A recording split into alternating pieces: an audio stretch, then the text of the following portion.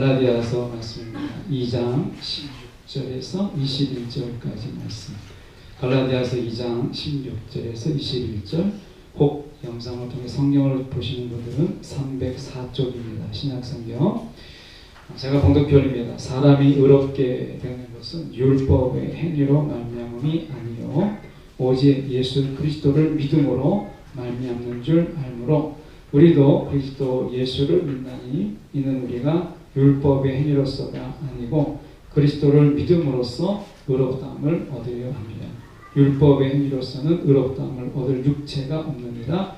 만일 우리가 그리스도 안에서 의롭게 되려 하다가 죄인으로 드러나면 그리스도께서 죄를 짓게 하는 자냐? 결코 그럴 수 없느니라. 만일 내가 헐었던 것을 다시 세우면 내가 나를 범법한 자로 만드는 것이라. 내가 율법으로 말미암아 율법에 대하여 죽었나니 이는 하나님에 대하여 살려 합니다. 내가 그리스도와 함께 십자가에 못 박혔나니 그런즉 이제는 내가 사는 것이 아니요 오직 내 안에 그리스도께서 사시는 것이라. 이제 내가 육체 가운데 사는 것은 나를 사랑하사 나를 위하여 자기 자신을 버리신 하나님의 아들을 믿는 믿음 안에서 사는 것이라. 내가 하나님의 은혜를 패하지 아니하노니 만일 의롭게 되는 것이 율법으로 말미암으면 그리스도께서 헛되이 죽으셨느니라. 지금 아내가 안 들리죠?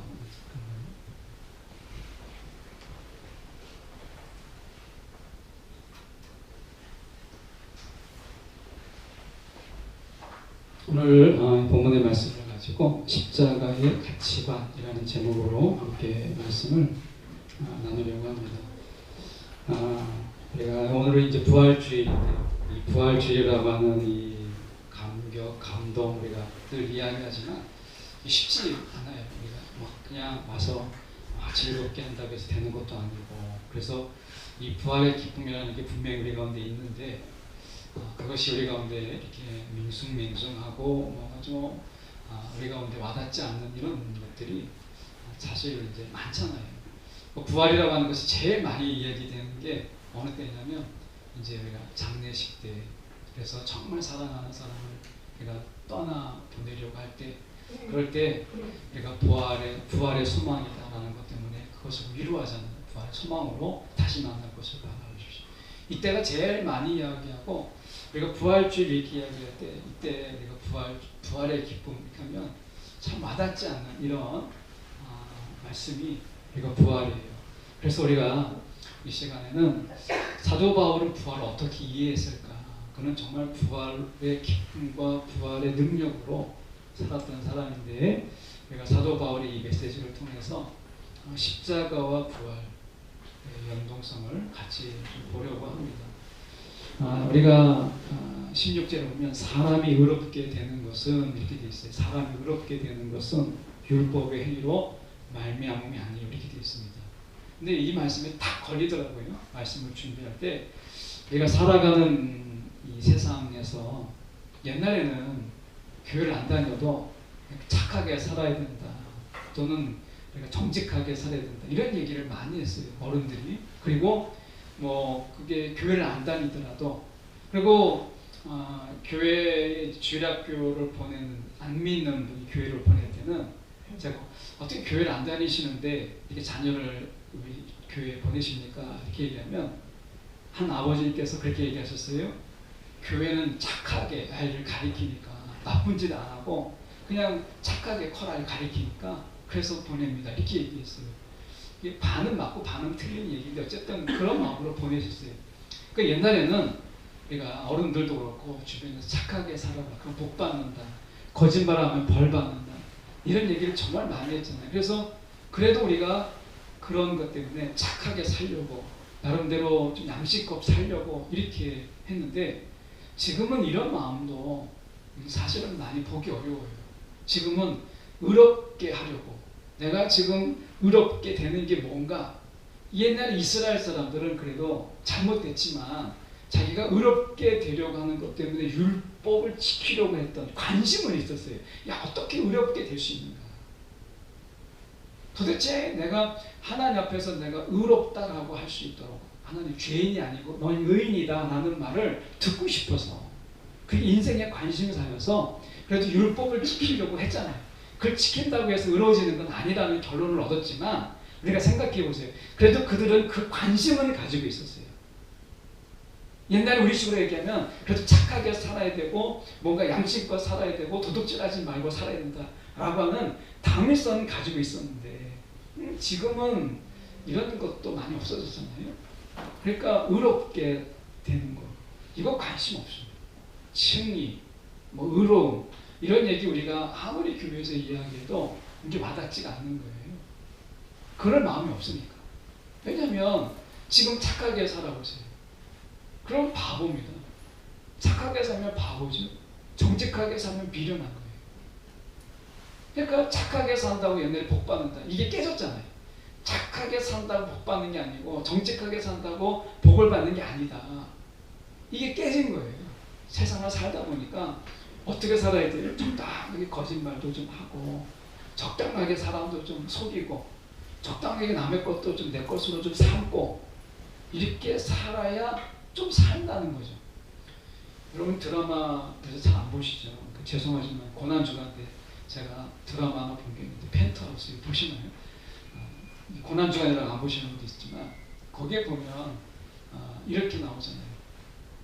정말 펜트하우스라고 하는 백지의 가장 넓은 공간.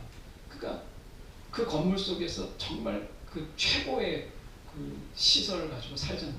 근데 거기에 사는 사람을 보십시오. 거짓말도 하고 죽이기도 하고 빼앗기도 하고 강탈하기도 하고 속이고 뭐 이런 거예요. 그러니까 불법을 행하는 건 다 하잖아요. 그래야 그 집에 사는 거예요. 그냥 정직하고 착하고 하면 그런 집에 근처도 못 가는 거예요. 그러면 그런 드라마가 던지는 메시지가 뭐예요? 이 시대에 속이는 것도 능력이고 감추는 것도 능력이고 빼앗는 것도 능력인 거예요. 왕이 그랬잖아요.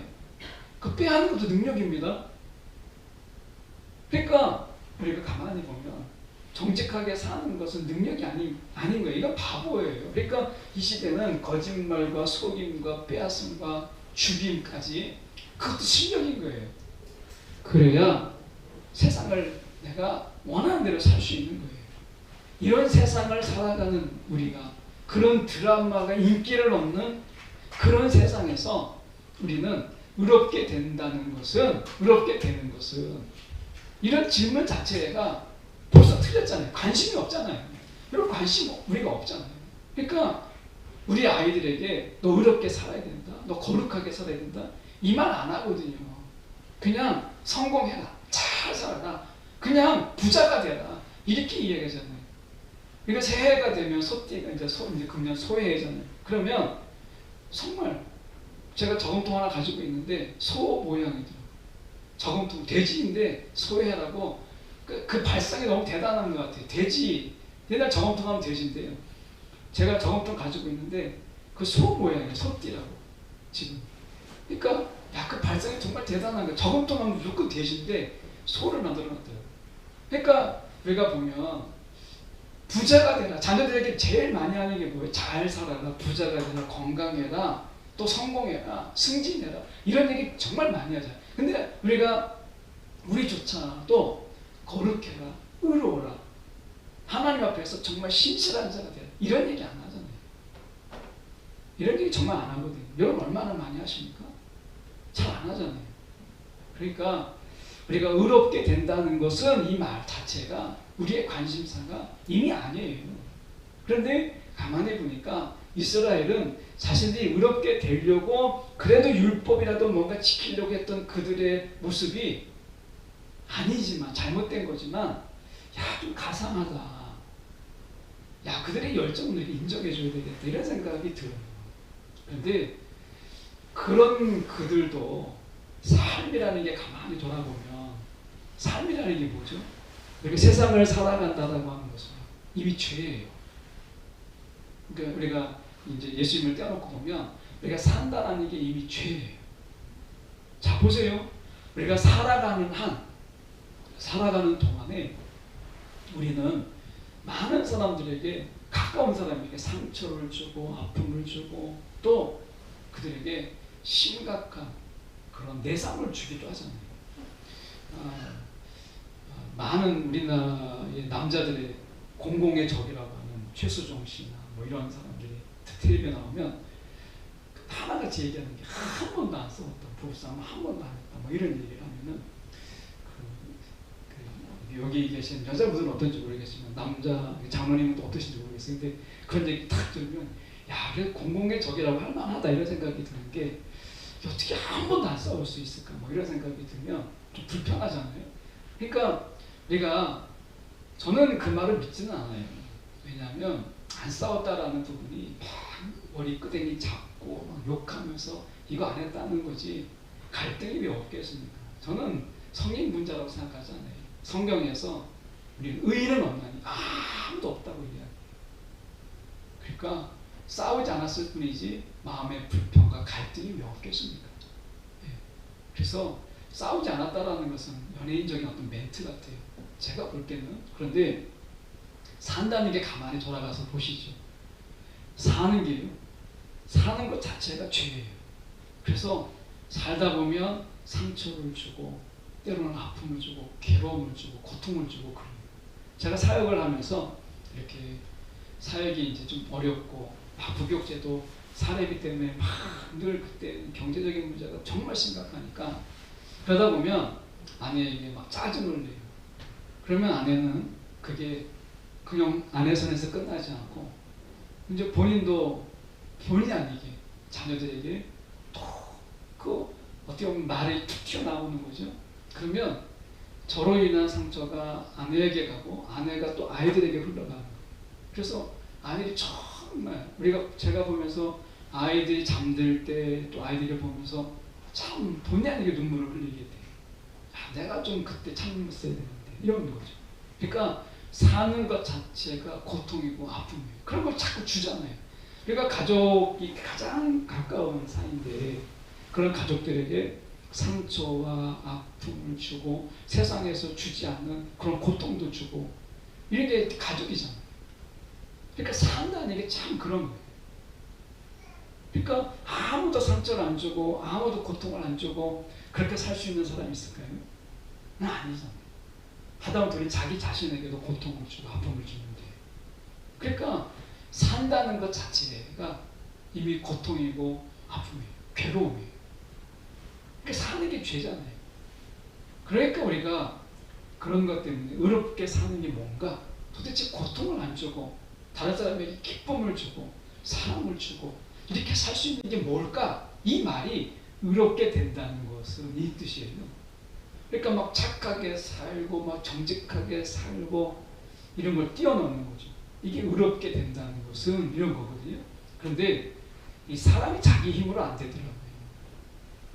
자기 힘으로 안 되니까 사는 게 뭐 고통이고 사는 게 아픔을 주는 건데 어떻게 그렇게 써요? 그러니까 오늘 성경에서 보면 그렇게 사는 게 아니다. 이렇게 이야기해요. 그러면서 말씀하시는 이게 이렇게 얘기해요. 그리스도를 믿음으로써 의롭다. 이렇게 그리스도를 믿음으로써 의롭게 된다. 이렇게 얘기해요. 이런 말들이 우리가 사실 어려워요. 그리스도를 믿음으로 우리가 의롭게 된다는 말은 우리가 그렇게 사는 게 서로 상처가 되고 막 아픔이 되고 마치 고슴도치처럼 막 서로 찌름이 되고 막 이러잖아요. 그러니까 예수님이 너무나 우리를 사랑하고 너무나 우리를 이 고통스러운 모습을 긍휼히 여겨서 예수님이 이 땅에 오신 거예요. 오셔서 예수님이 어떤 삶을 사셨어요? 치유하고 회복하고 안고 끌어안고 품고 그리고 긍휼히 여기고 이런 예수님의 삶을 상처 입고 고통당하고 괴로움을 당하는 자들에게 외로움을 당하고 쓸쓸함이 있는 자들에게 어떻게 하셨어요? 다 이리에 가셔서 만지고 보듬고 쓰다듬고 회복시키고 치유하고 하는 일들을 예수님께서 하셨어요. 우리가 할 수 없는 일들. 그럼 믿음이 뭐냐? 내가 저렇게 살아야 되는데 그렇게 살지 못한 것을 예수님께서 오셔서 저렇게 사셨구나. 내가 살아야 될 것을 그분이 그렇게 사신 거예요. 그래서 나는 죄인인데 그분이 그렇게 사심을 통해서 내가 살아야 될 것을 그분이 다 사신 거예요. 그리고 그렇게 사시다가 죽으셨어요. 세상이 그를 미워해서. 그러니까 세상대로 살아야 되는데 예수님께서는 치유하고 회복하고 사랑하고 막 용서하며 살다가 세상이 미워해서 시기해서 예수님이 죽었잖아요.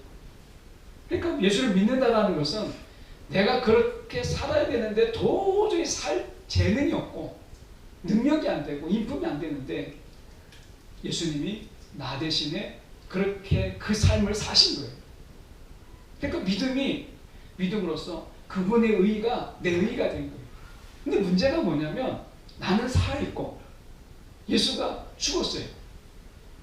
그러니까 내가 죽고 예수가 살아야 되는데 예수님이 나 대신에 살아서 내 삶을 다 덮어주신 거예요. 그분의 의로움으로. 나는 그렇게 살 수가 없는 거죠. 목사라고 해서 이렇게 보면 엉터리죠.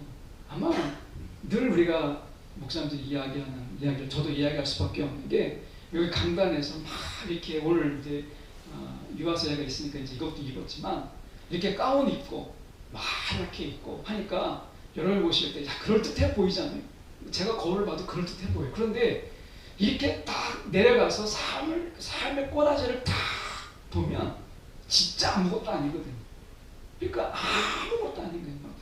냄새 나죠. 지저분하죠. 시궁창 같은 거죠. 마음을 또 딱 재서 이걸 볼 수 있다면 정말 더러워서 못 보는 거죠. 그게 인생이잖아요. 근데 예수님이 어떻게 해요? 제가 살고 싶은 또 살아야 될 삶을 예수님께서 다 사셨어요. 그러니까 믿으면 그분의 삶이 제 삶으로 하나님 평가해 주시는 거예요. 근데 그분이 그렇게 사시다가 돌아가셨어요. 그래서 저는 이제 하나님 옆에 가도 예수님의 삶이 저의 삶인 거예요. 딱 이제 제 삶의 비디오를 틀면 거기 예수님의 삶이 나와요.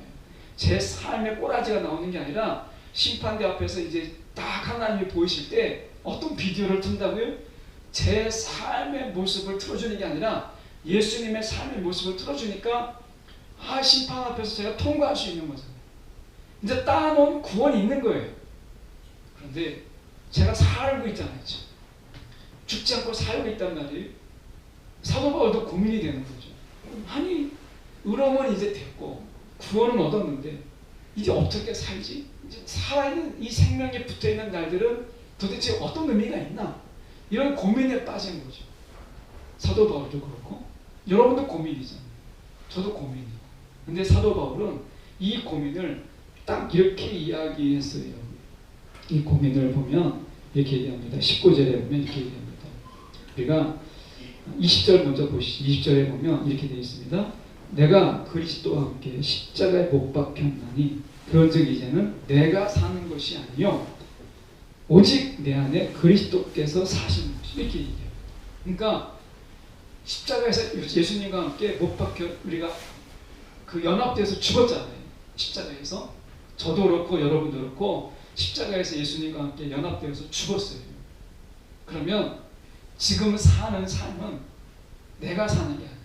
우리가 자꾸 오해하는 게 뭐냐면 십자가에서 예수님과 함께 죽었으니까 내가 예수님과 함께 살아서 내가 지금 또 사는 거다 이렇게 생각해요. 그게 아니라 사도 바울은 뭐라고 얘기했냐면 내가 그리스도와 함께 죽었고 이제는 내가 사는 게 아니라는 거예요. 누가 사느냐? 내 안에 그리스도께서 사시는 것이다 이렇게 얘기합니다. 그리스도께서 사는 것이다. 그러니까 여러분 십자가를 통과하는 삶은요 내가 다시 살아나는 게 아니에요. 십자가를 통과한 것은 십자가에서 내가 죽었고 그리스도가 내 안에서 사는 거예요. 이게 뭐와 같으냐면 예수님이 이 겨자씨 비유를 통해서 하나님 나라를 설명했어요. 이 설명과 굉장히 좀 도움이 됩니다. 해석을 할 때. 그러니까 세상에서 제일 작은 게 뭐냐면 겨자씨. 이건 정말 땅에 심어도 누가 살짝 심어놓고 가도 심었는지 안 심었는지 모르는 아주 작은 거예요. 여러분 볼펜으로 점 하나 딱 찍는 것보다 더 작거든요. 겨자씨가. 그러니까 그거 심어놓으면 나중에 때가 되면 자라요. 어떻게 자라느냐? 막 3m까지 자라요. 그리고 거기에 새가 깃들 정도로 그렇게 자라요. 겨자씨가. 그렇게 작은 게. 그러니까 우리 안에 내가 이제 그리스도와 함께 십자가에서 나는 죽었어요. 저와 여러분은 이미 죽었어요. 그럼 내가 지금 똑같은 모양으로 살고 있잖아요. 그럼 내가 사는 게 아니고 내 안에 예수가 사는 거예요.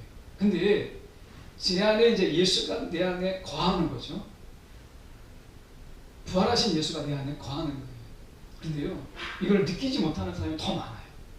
아, 주님이 내 안에 있다라는 것을 느끼지 못하는 거예요. 예수가 어떻게 부활하신 예수가 내 안에 거하느냐? 성령으로 거하는 거죠. 그리스도의 영이니까. 그런데 여러분 안에 그리스도의 영, 다시 말하면 성령 여러분 안에 있습니까? 라고 물어보면 아마 내 안에 있다라고 이야기를 하는데 내 안에 계신지 안 계신지를 확실하게 느끼지 못하는 거예요. 성령 여러분 안에 계십니까? 라고 물으면 많은 분들이 내 안에 있다고는 성경이 이야기하니까 하나님의 약속이니까 내 안에 있는 것 같은데 느끼지 못하는 거예요. 왜냐? 겨자씨거든.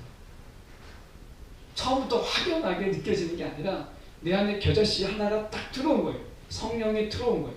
하나님의 나라가 내 안에 딱 그렇게 뿌려진 것처럼 그리스도가 내 안에 그렇게 임하시는 거예요. 겨자씨처럼. 그러니까 아무런 느낌이 없어요.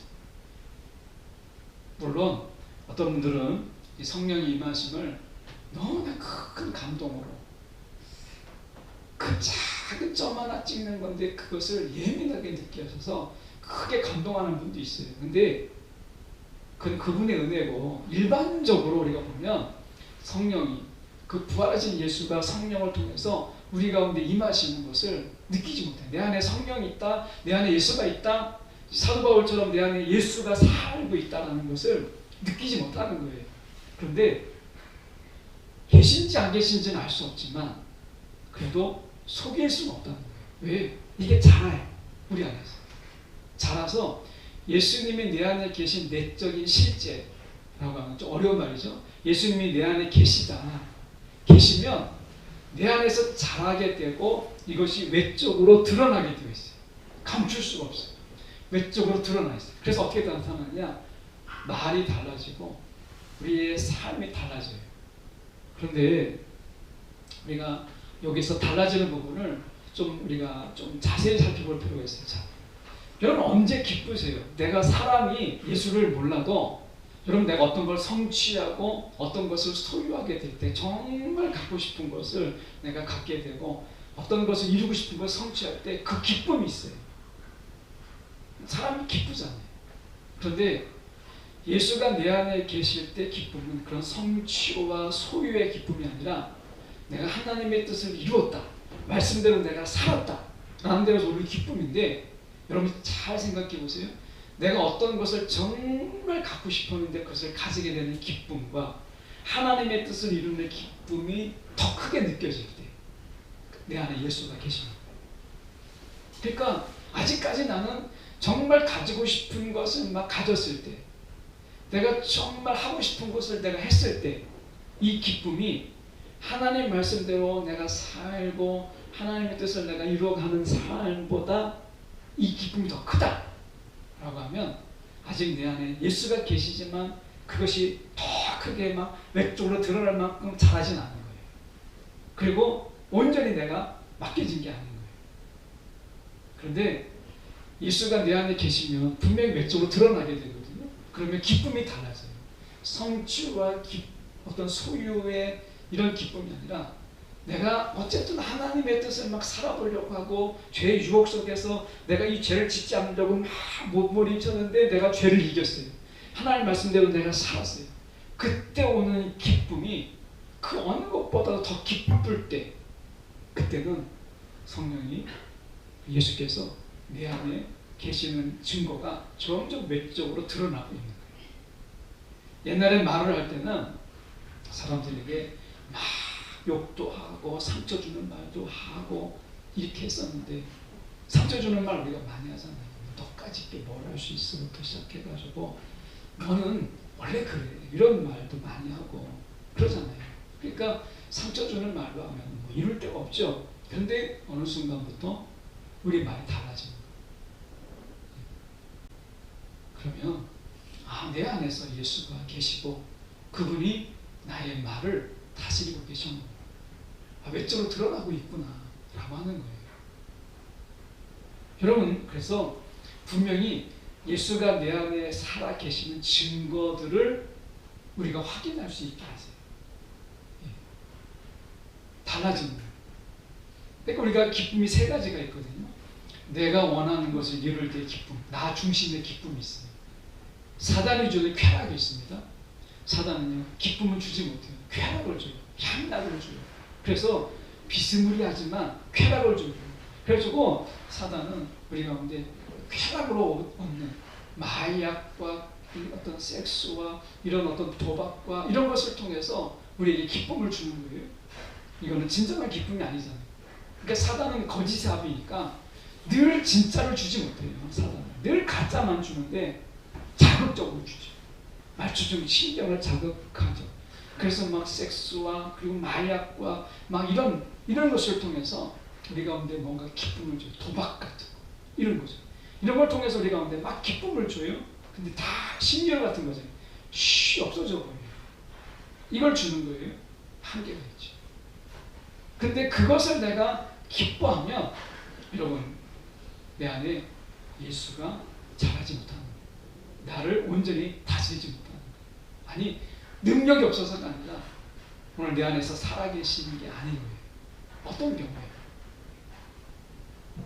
예수께서 내 안에 살아계시면 그런 유혹과 쾌락과 이런 부분들을 이기게 하세요. 이기는 기쁨을 주세요. 그리고 우리가 마지막으로 예수님이 내 안에 계실 때 가지는 기쁨은 달라요. 그 기쁨, 하나님이 원하시는 것을 내가 할 수 있다는 것 때문에 기쁘고, 하나님이 내가 뭔가를 뜻하신 부분들을 내가 하나님 말씀에 순종할 수 있다는 게 기쁜 거예요. 그런 기쁨이 막 찾아오는 거죠. 이것이 내 안에 예수가 계신 부활의 삶이라는 게 부활. 그러니까 십자가의 가치관은 십자가의 가치관, 십자가가 만든 예수님의 삶의 모습은 무엇을 나타내냐? 부활의 능력과 부활의 생명으로 우리 가운데 나타나는 거예요. 그래서 사도 바울은 이야기하죠. 십자가에서 내가 죽고 이제 사는 것은 내가 사는 게 아니라, 고백하잖아요. 내가 사는 게 아니라 예수가 내 안에 사는 것이다 라고 얘기해요. 내 안에.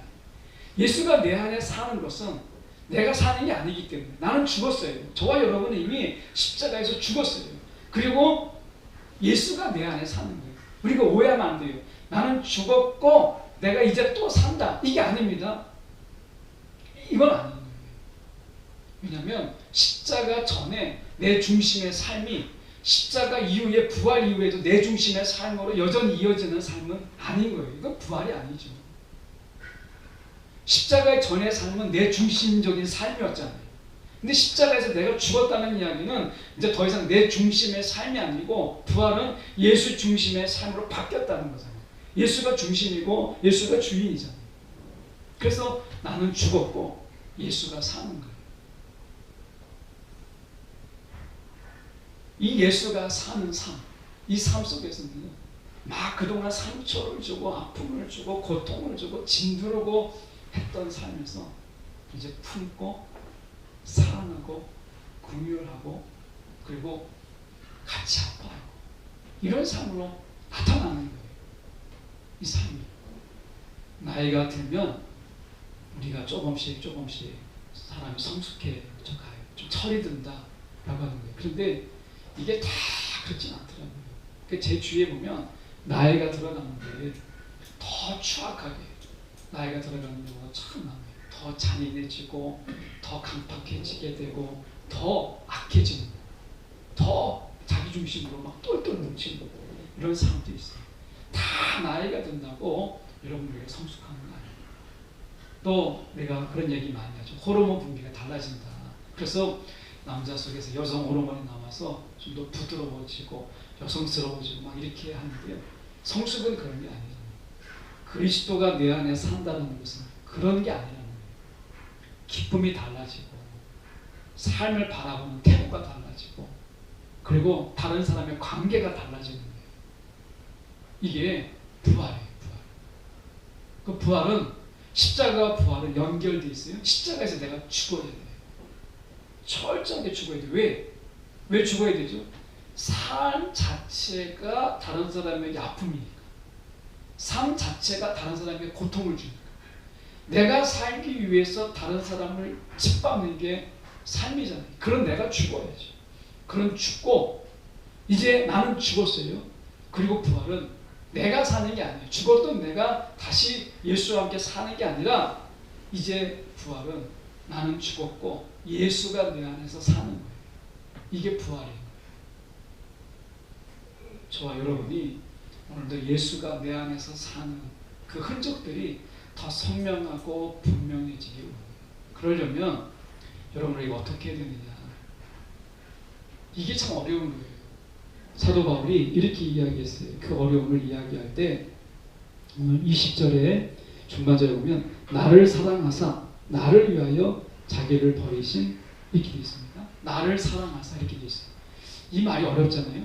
자, 예수님은 인구가 얼마나 많아요. 전 세계 인구가. 그 전에까지 우리가 구약까지 다 따지면 예수님이 십자가에서 죽으시려면 진짜 몇억 번을 죽어야 되잖아요.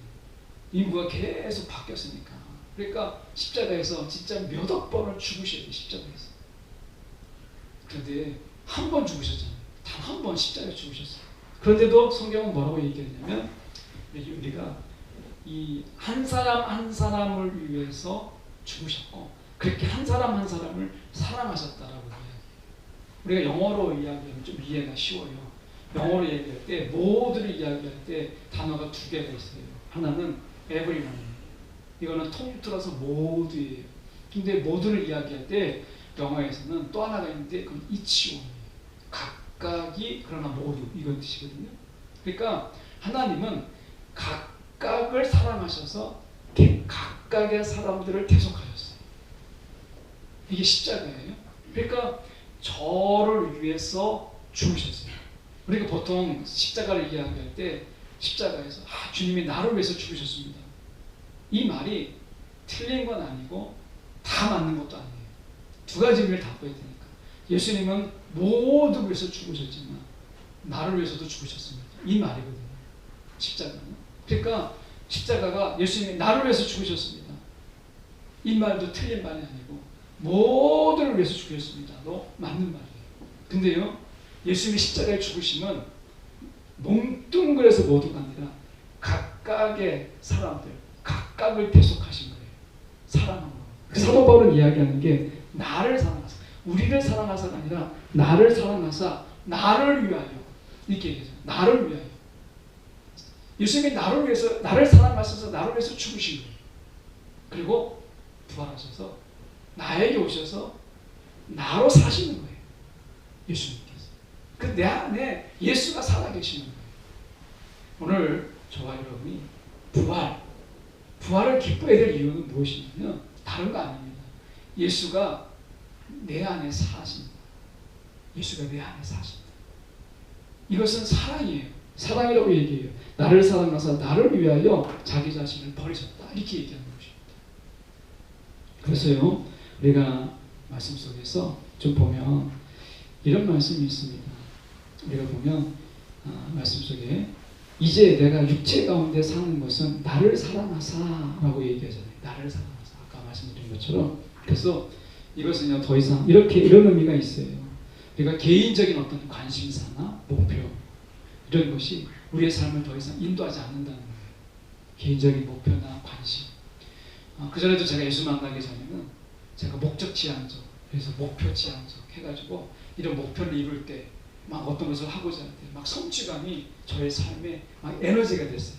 어떤 걸 성취하고 막 계획하고 할 때. 그래가지고 그것을 막 마쳤을 때 얼마나 기쁜지 몰라요. 그런데 예수를 만나고 나서 그게 다 소용이 없더라고요. 그러니까 예수가 내 안에 사시니까 목표가 다르고요. 지향점이 다른 거예요. 달라졌어요. 그래서 예수의 목표가 예수의 지향점으로 바뀌는 거죠. 왜? 나는 죽고 예수가 내 안에 사는 거예요. 여러분, 부활주의입니다. 오늘 나는 죽었다는 걸 인정하셔야 되고요. 그리고 내 안에 예수가 산다는 것을 인정하셔야 돼요. 예수와 싸워서는 안 돼요.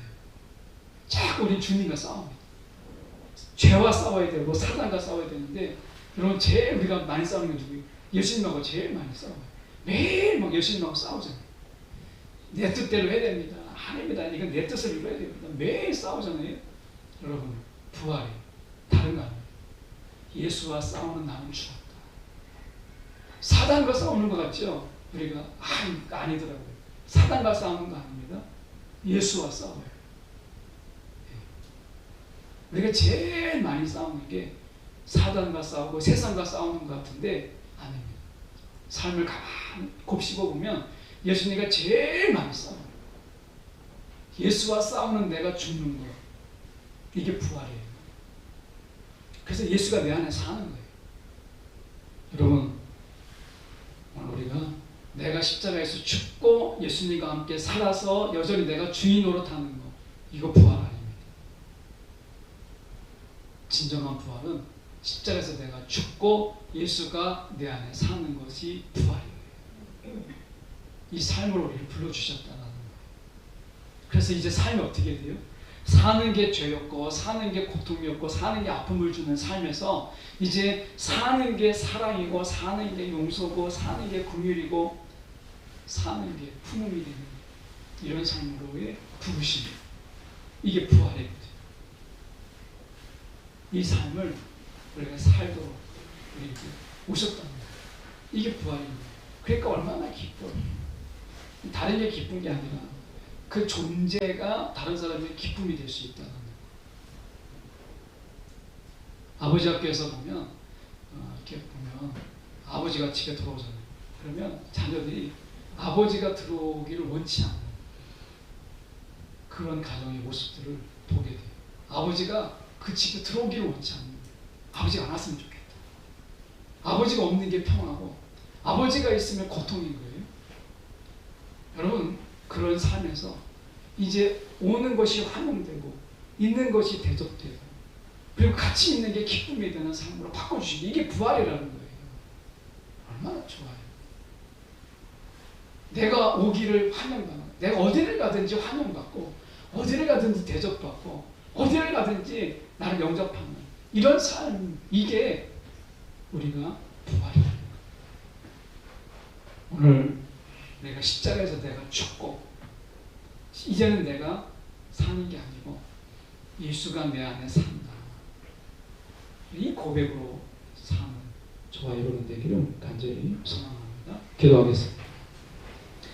사랑이 많으신 하나님 아버지, 오늘 십자가에서 상처를 주고 사는 것마다 말하는 것마다 아픔과 괴로움이 되는 그런 삶에서 우리를 십자가에서 죽게 하시고 오늘 내 안에 예수가 사심을 통해서 만지는 것마다 치유요, 만지는 것마다 회복이요, 그리고 품는 것마다 회복이 되고 위로가 되는 그런 삶으로 불러주신 주님을 내가 바라보며 살게 하여 주시옵소서.